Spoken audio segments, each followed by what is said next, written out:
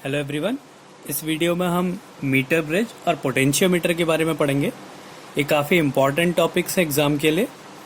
तो इसमें ये पूछा जाता है कि मीटर ब्रिज क्या होता है, उसका स्टेटमेंट क्या है, उसका प्रिंसिपल क्या है, वो किस प्रिंसिपल पे बेस्ड है, उसका डायग्राम बनाने को आता है, उसकी वर्किंग क्या है और ये किस काम आता है, ये काफ़ी पूछा जाता है एग्ज़ाम में। ऐसे ही पोटेंशियोमीटर के बारे में भी। तो पहला है मीटर ब्रिज। मीटर ब्रिज क्या होता है? मीटर ब्रिज एक ऐसी डिवाइस है जिससे हम किसी अननोन रेजिस्टेंस को फाइंड करते हैं। It is a device to find unknown resistance. तो मीटर ब्रिज क्या है? A device to find unknown resistance. अब इसका प्रिंसिपल क्या है? It is based on the principle of Wheatstone bridge. जो व्हीटस्टोन ब्रिज हमने लास्ट वीडियो में पढ़ा था, ये उसी प्रिंसिपल पे बेस्ड है। उसमें क्या था कि जो 4 आर्म्स थे PQRS, उसमें रेजिस्टेंस लगे हुए थे। तो अगर उसमें जो गैल्वेनोमीटर बीच में था उसमें अगर करंट फ्लो नहीं होता है तो जो इनका रेशियोज था वो इक्वल होता है। ये व्हीटस्टोन ब्रिज का प्रिंसिपल है। P/Q = R/S होता था। तो ये प्रिंसिपल है। तो जो मीटर ब्रिज है ये भी व्हीटस्टोन ब्रिज के प्रिंसिपल पे बेस्ड है।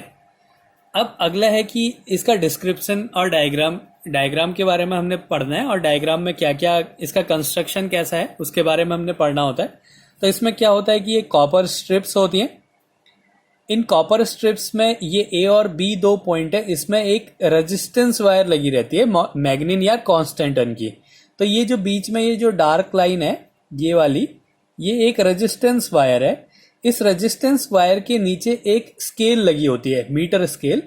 इसका नाम मीटर ब्रिज इसलिए है क्योंकि इस जो वायर की जो लेंथ होती है वो 1 मीटर होती है, इसलिए इसको मीटर ब्रिज कहते हैं। तो यहाँ पे एक रेजिस्टेंस वायर लगी रहती है जिसके नीचे एक मीटर स्केल लगी रहती है। हम लोग इसको यहाँ पे इसके अलग से भी इसके पैरेलल में एक स्केल बना सकते हैं। तो जैसे मर्जी वैसे बना लो। फिर क्या होता है, इसके ये कॉपर की स्ट्रिप्स हैं। यहाँ पे कॉपर इसलिए लिया जाता है क्योंकि ये जो रेजिस्टेंस वायर है, अगर हम यहाँ पे कोई दूसरी स्ट्रिप लेंगे तो उसका भी रेजिस्टेंस पता चल जाएगा हमें। तो इसलिए हम क्या करते हैं, यहाँ पे कॉपर की स्ट्रिप्स लेते हैं। ये कॉपर स्ट्रिप का यहाँ पे 2 खाली पोर्शन होता है। इसमें एक पोर्शन में हम रेजिस्टेंस बॉक्स लगाते हैं, दूसरे में एक अननोन रेजिस्टेंस जो भी हमने फाइंड करना है उसको लगा देते हैं। तो अब करना क्या होता है, यहाँ पे हमने एक रेजिस्टेंस बॉक्स लगाया और यहाँ पे एक अननोन रेजिस्टेंस जो भी हमने फाइंड करना होता है उसको लगा देते हैं। इस A पॉइंट को और B पॉइंट को एक बैटरी और एक की से कनेक्ट कर देते हैं। तो ये इसका डिस्क्रिप्शन है। It consist of a wire AB of manganin और constantan of 1 metre length of uniform cross sectional area which is stressed between copper strips on a wooden board. ये कॉपर स्ट्रिप्स हैं, इसके बीच में एक वायर AB है जिसकी length 1 metre होती है, और इसका क्रॉस सेक्शनल एरिया 1 होता है क्योंकि जो रेजिस्टेंस होता है वो क्रॉस सेक्शनल एरिया पर डिपेंड करता है, इसलिए यहाँ पे यूनिफॉर्म क्रॉस सेक्शनल एरिया लिया जाता है। और ये जो पूरा का पूरा है ये एक लकड़ी के बोर्ड में फिट होता है। फिर resistance P and Q are connected on copper strips as shown in figure. तो यहाँ पे एक रेजिस्टेंस बॉक्स में जो रेजिस्टेंस हम निकालेंगे उसको P बोल दिया, और जो अननोन रेजिस्टेंस है उसका नाम दिया Q as shown in figure. A jockey J which can be slide on a bridge wire is connected by galvanometer and point C. अब इसके मिडिल पॉइंट से यहां से एक कनेक्टिंग वायर लेके उसको एक गैल्वेनोमीटर से कनेक्ट करते हैं और एक जॉकी से कनेक्ट कर दिया जाता है। जॉकी एक स्लाइडर होता है जो कि इस वायर में हम उसको अलग अलग पॉइंट पे स्लाइड कर सकते हैं। तो इसमें क्या होता है, हमने इसको यहाँ पे फिट कर देना होता है। तो ये है इसका कंस्ट्रक्शन और इसका जो डायग्राम है। अब इसकी वर्किंग है कि कैसे ये व्हीटस्टोन ब्रिज के प्रिंसिपल पे वर्क करता है और कैसे इसकी वर्किंग है, इसके बारे में हम देखेंगे। अब हम करते क्या है, इसमें जो ये रेजिस्टेंस बॉक्स होता है, इस रेजिस्टेंस में से हम एक रेजिस्टेंस निकाल देंगे। तो जो रेजिस्टेंस निकालते हैं वही उसका रेजिस्टेंस हो जाता है रेजिस्टेंस बॉक्स में। तो हमें पता होगा कि हमने कितने ओम का रेजिस्टेंस उस रेजिस्टेंस बॉक्स से निकाला है, मतलब इसका रेजिस्टेंस क्या है ये हमें पता होगा। एंड की इज क्लोज्ड। फिर हमने क्या करा, इस की को क्लोज कर दिया। अब हमने यहाँ पे एक Q रखा है, एक अननोन रेजिस्टेंस रखा है जिसकी वैल्यू हमने फाइंड करनी है। अब हमने इसमें करना क्या होता है कि इसमें ये जो जॉकी से कनेक्ट हो रखा है ये, इसमें जो गैल्वेनोमीटर है इसमें 0 डिफ्लेक्शन लेके आना होता है। तो हम इसको एक बार इस साइड फिट करते हैं, फिर एक बार इस साइड टच कराते हैं तो एक बार ये एक डायरेक्शन में मूव करेगा और इधर लगाने पे ये दूसरी डायरेक्शन में मूव करती है गैल्वेनोमीटर की निडल। तो इसके बीच में एक कहीं पे एक ऐसा पॉइंट होगा जहां पे ये गैल्वेनोमीटर में कोई डिफ्लेक्शन नहीं होगा, मतलब इससे जो करंट है वो फ्लो नहीं हो रहा है। तो ये वही व्हीटस्टोन ब्रिज बन गया। एक ये रेजिस्टेंस P हो गया, एक ये रेजिस्टेंस Q हो गया, ये एक गैल्वेनोमीटर है, एक रेजिस्टेंस ये हो गया इतना, एक रेजिस्टेंस ये हो गया। तो ये बिल्कुल व्हीटस्टोन ब्रिज की तरह हो गया कि 4 रेजिस्टेंसेज हैं और इस गैल्वेनोमीटर में कोई भी करंट फ्लो नहीं हो रहा है। हम ऐसी कंडीशन लेंगे, इसको इधर उधर एडजस्ट करेंगे, फिक्स करेंगे, फिर एक पॉइंट ऐसा मिलेगा जिसमें गैल्वेनोमीटर में कोई भी करंट फ्लो नहीं होगा। तो उस कंडीशन पे फिर हम यहाँ पे व्हीटस्टोन ब्रिज को अप्लाई कर देंगे। अब हमने माना कि जो आर है, स्मॉल आर है, ये resistance per unit length of wire, इस जो रेजिस्टेंस वायर है इसकी एक यूनिट लेंथ का जो रेजिस्टेंस है वो माना आर है। तो ये ए और सी के बीच में जो लेंथ है एल, इसका रेजिस्टेंस कुछ होगा और यहाँ का भी रेजिस्टेंस कुछ होगा। तो एक यूनिट लेंथ का रेजिस्टेंस है स्मॉल आर, तो एल यूनिट लेंथ का रेजिस्टेंस क्या हो जाएगा, एल आर। तो रेजिस्टेंस ऑफ एसी। अब हमने क्या निकाला, एसी लेंथ का, जो ये लेंथ एसी है इसका रेजिस्टेंस, इसको हम क्या मान रहे हैं, माना ये क्यू है, ये पी हो गया, ये क्यू हो गया, माना ये आर है, आर मान लिया। तो ये कितना है, एल आर, क्योंकि इसकी लेंथ एल है और एक यूनिट लेंथ का रेजिस्टेंस आर है, तो एल यूनिट लेंथ का रेजिस्टेंस हो जाएगा एल आर। ऐसे ही जो दूसरी लेंथ है, रेजिस्टेंस ऑफ सीबी, जो सीबी लेंथ है उसका रेजिस्टेंस, इसको हमने एस मान लिया, इक्वल्स टू क्या हो जाएगा, लेंथ कितनी है 100 माइनस एल, क्योंकि टोटल 100 सेंटीमीटर होती है। अगर ये एल सेंटीमीटर है तो ये क्या हो जाएगी 100 माइनस एल सेंटीमीटर।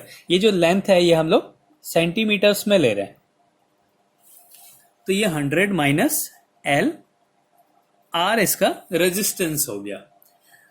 अब हमने क्या करना है, व्हीटस्टोन ब्रिज को अप्लाई करना है। हमें पता है कि इस गैल्वेनोमीटर में करंट फ्लो नहीं हो रहा है, तो क्या होता है, इनका जो रेशियो होता है वो इक्वल होता है। देन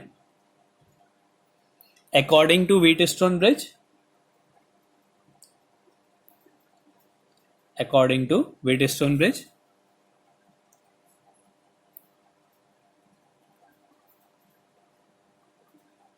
व्हीटस्टोन ब्रिज क्या कहता है कि अगर इसमें कोई करंट फ्लो नहीं है तो इनका जो रेशियो होता है वो इक्वल होता है। मतलब P upon Q equals to R upon S. R क्या है, एल आर, और S क्या है 100 माइनस एल इंटू आर। ये कैंसिल हो गया तो और हमने किसकी वैल्यू फाइंड करनी, ये Q जो है ये अननोन है, हमने इस अननोन रेजिस्टेंस की वैल्यू फाइंड करनी है। तो Q इक्वल्स टू क्या हो जाएगा 100 minus L into P upon L. ये हो गया Q का वैल्यू। हम ऐसे ही जो है एक अननोन रेजिस्टेंस को की वैल्यू को फाइंड कर सकते हैं। अब हमने करना क्या है, हमारे पास P की वैल्यू पता है, लेंथ हमें पता है कि कितनी लेंथ में जो है नल डिफ्लेक्शन आया है, तो ये लेंथ पता है, तो हम इसी से सिर्फ क्या कर सकते हैं, किसी अननोन रेजिस्टेंस को फाइंड कर सकते हैं। तो ये हो गया मीटर ब्रिज। ये क्या होता है, किसी भी अननोन रेजिस्टेंस को फाइंड करता है। ये किस प्रिंसिपल पे बेस्ड होता है, व्हीटस्टोन ब्रिज। इसका कंस्ट्रक्शन और इसका जो डिस्क्रिप्शन है वो हमने देख लिया। फिर वर्किंग क्या थी, हमने क्या करना होता है, इसको जॉकी को स्लाइड करके एक ऐसा पॉइंट लेके आना होता है जिसमें नल डिफ्लेक्शन हो, इस आर्म में कोई करंट फ्लो ना हो, तो क्या होगा, इनका जो रेशियो होगा वो इक्वल होगा। तो व्हीटस्टोन ब्रिज हमने लगा देना है। तो यहाँ पे Q की वैल्यू आ गई 100 minus L into P upon L. तो ये होता है मीटर ब्रिज। अब इसके बाद हमने पढ़ना है कि पोटेंशियोमीटर क्या होता है, ये भी काफी इंपॉर्टेंट है। अब हम देखेंगे कि पोटेंशियोमीटर क्या होता है।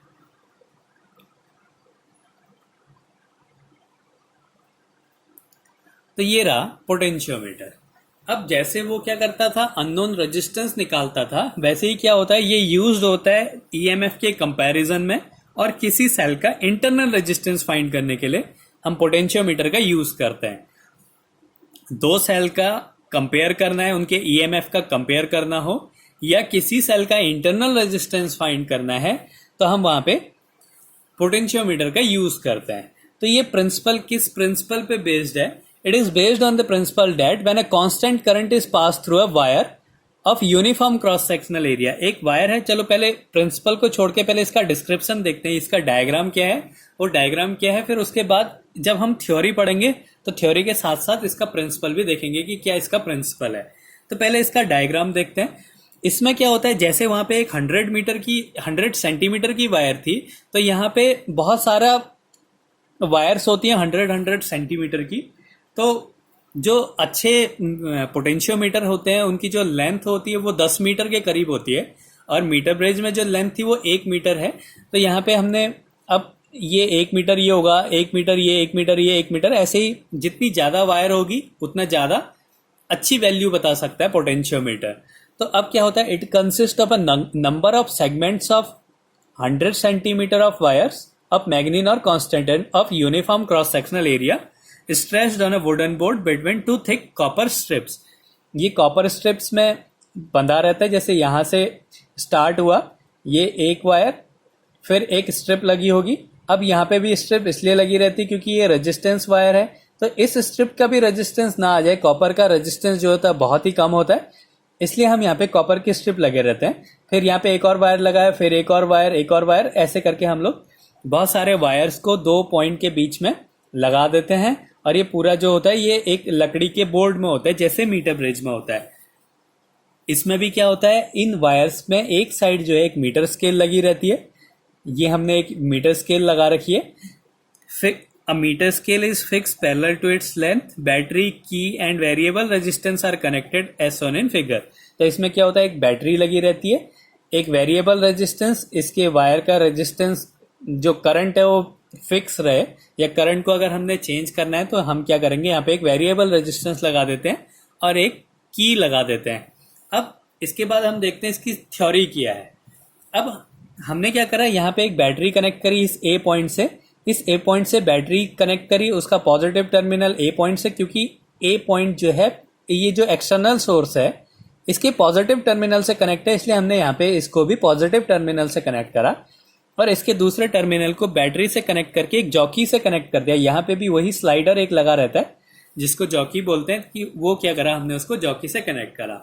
फिर हम क्या करेंगे, अब हमने चेक करना होता है कि ये जो हमने अरेंजमेंट किया है ये सही है या नहीं है।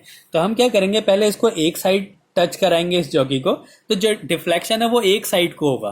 फिर हम इसको दूसरी साइड में कनेक्ट करेंगे तो डिफ्लेक्शन दूसरी साइड को होगा। अगर ऐसा हो रहा है तो मतलब हमने कनेक्शन सही किए हैं, अगर ऐसा नहीं हो रहा है तो मतलब कहीं पे कुछ गड़बड़ है कनेक्शंस में। तो अब हम क्या करेंगे, पहले इसको चेक करते हैं कि ये कनेक्शन सही है या नहीं है। ये मीटर ब्रिज और पोटेंशियोमीटर दोनों प्रैक्टिकल भी हैं, ये प्रैक्टिकल में भी करने होते हैं। तो पहले हम यहाँ पे चेक करेंगे कि इनके जो कनेक्शंस हैं वो सही है या नहीं है। फिर इसके बाद क्या करेंगे, इसमें नल डिफ्लेक्शन, एक ऐसा पॉइंट होगा जिसमें जहाँ पे जो है गैल्वेनोमीटर में कोई डिफ्लेक्शन नहीं मिलेगा, तो वो हमने इसमें भी फाइंड करना पड़ेगा। उसके बाद हम क्या करते हैं, इसमें नल डिफ्लेक्शन निकालते हैं। फिर नल डिफ्लेक्शन जब हम निकालेंगे तो हमने माना कि V जो है, अभी हम क्या करेंगे, इसमें नल डिफ्लेक्शन नहीं लेना, हमने सीधा सीधा सा लेना है। जब हम इसकी जो एप्लीकेशन है वो करेंगे तो वहां पे हमने इनका नल डिफ्लेक्शन फाइंड करना होता है। तो माना हमने let V equals to potential difference across any portion of the wire, इस वायर के किसी भी पोर्शन में जो पोटेंशियल डिफरेंस है वो माना V है। V equals to potential difference across any portion of wire.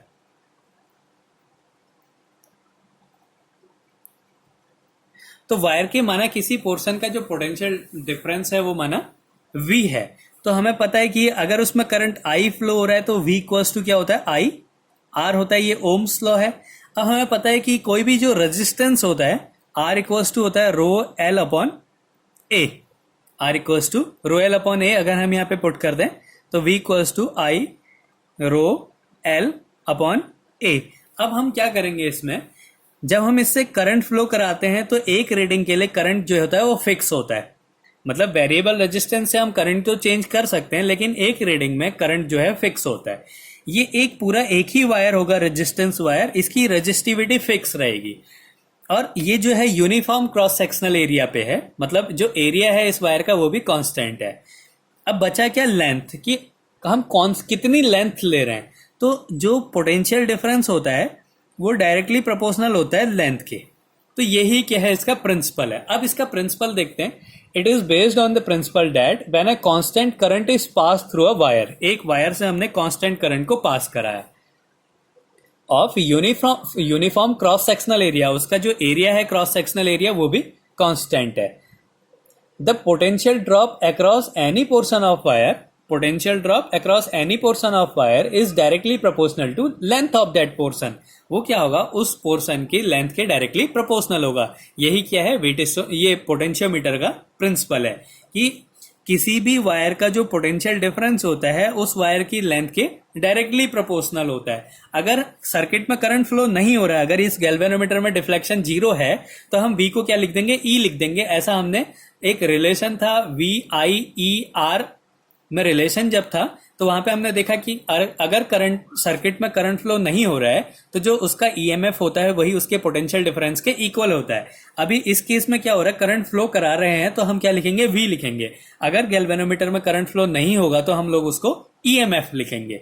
तो ये हो गया इसका प्रिंसिपल। अब इसको थोड़ा सा और सॉल्व कर देते हैं। V इक्वल्स टू एक कांस्टेंट आया K L, तो जो ये K है इसको बोलते हैं potential gradient, potential gradient.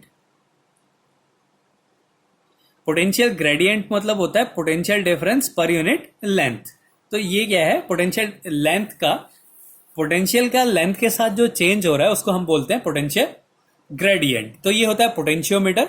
Potentiometer करता क्या है, ये EMF का कंपेयर करता है और सेल का इंटरनल रेजिस्टेंस निकालता है। इसको नेक्स्ट वीडियो में इसकी दोनों एप्लीकेशंस के बारे में पढ़ेंगे कि कैसे ये किसी सेल के EMF का कंपेयर करता है और उसका इंटरनल रेजिस्टेंस फाइंड करता है। ये प्रिंसिपल क्या है कि कोई भी पोटेंशियल डिफरेंस उसकी लेंथ के डायरेक्टली प्रोपोर्शनल होता है।